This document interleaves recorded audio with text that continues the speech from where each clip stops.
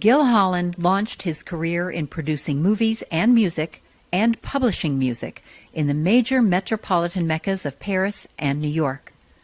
Yet in 2006, love and marriage brought this creative dynamo to the gateway to the South, Louisville, Kentucky. There, with his wife Augusta Brown and their 3 children, Gill continues his high-energy projects with the same strategic thinking and visionary foresight that raised his profile in the worlds of film and music. Only now, Gill is expanding his reach into the Louisville community, architecturally, environmentally, and politically. It's a wide-ranging dedication that is changing the face of this river city and the mindset of its people, and has encouraged the media to dub Gill Holland Godfather of New Louisville. Louisville is a very, progressive and open to new ideas kind of town. So I don't know if that's because of the history of the River City, the history of Louisville never joining the South during the Civil War. Louisville was always the gateway between the North and South. Louisville was the gateway to the West. So I feel like new ideas are always welcomed here. I think 20 years ago, there was a lot of like, where'd you go to high school? Who's your daddy? That sort of thing. But I feel like now we have a very interesting kind of influx of new ideas and creative thinking. My wife's from an old Louisville family, so I got to meet a lot of people in positions of power through those relationships. And then a lot of my friends are people that moved here in the last couple of years that are young and interesting and interested in doing things. I think there's a lot of community dedication, and people really like this community when they get here, and they really want to invest their time. So with the film industry, I'm sure it was the same way here. You jumped in with both feet when you started producing films. Did you do the same thing here? And if so, what was the first thing you jumped into? Right, well, when we first moved here, I was commuting to New York a lot. So I kept my office there, and I kept my office there for almost 10 years. And then I was getting active. I was trying to help create a film industry here. Worked with the former governor to kind of reconstitute the Kentucky Film Commission. We now have a Louisville Film Commission out of the mayor's office, and got involved in a lot of boards. In New York, you're working 80 hours a week. Film business is crazy. I'm a single guy. Where here, it's like you start becoming more family-centered, and when you start thinking about family, you start thinking about extended family, which is your community, your neighborhood, and then it's like, okay, how can I have impact in this greater family? And started doing other things. And also the film business, I realized like I might be retracting just a little bit by living here. I feel like I know most people in the independent film business after 13 years in New York and a lot of time in LA. So I was like, okay, I can bring that kind of knowledge base and social capital to bear here locally.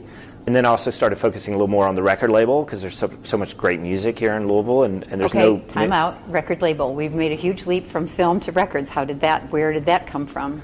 Right, so I had a TV show on Fox called Greg the Bunny that we were producing, which was really funny. Was this a national show?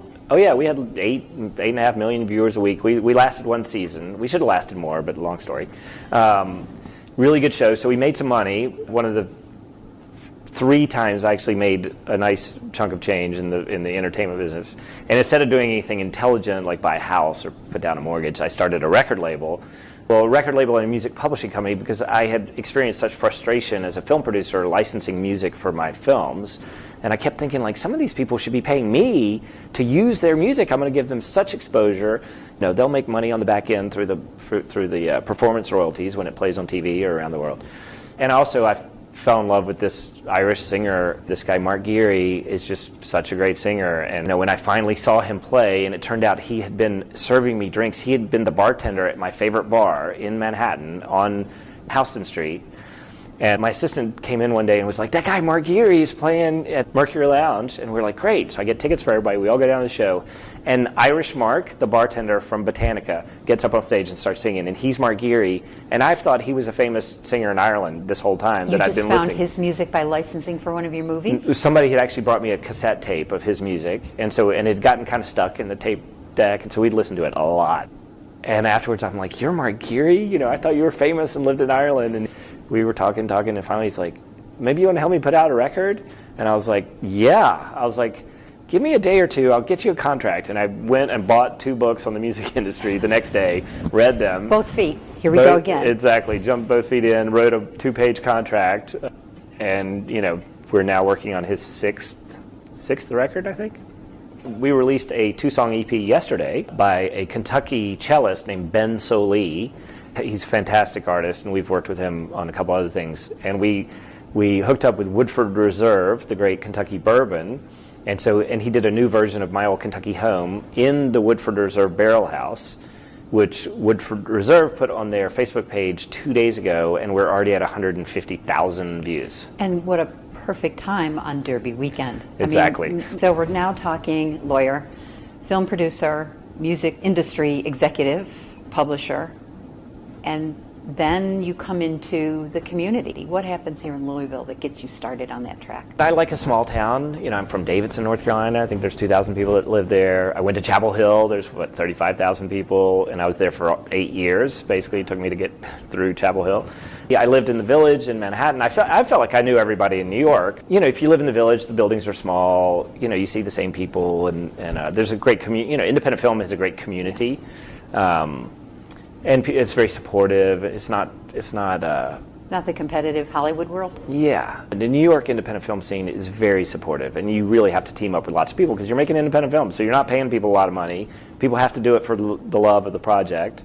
They have to believe in it, so you really have to build community around each project.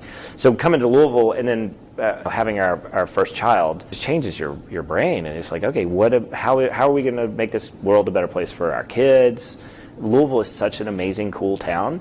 So how do we learn from some of these other cities and not maybe make the mistakes they've made, grow organically, sustainably, retain our authenticity? And if you care about a place, you work that much harder.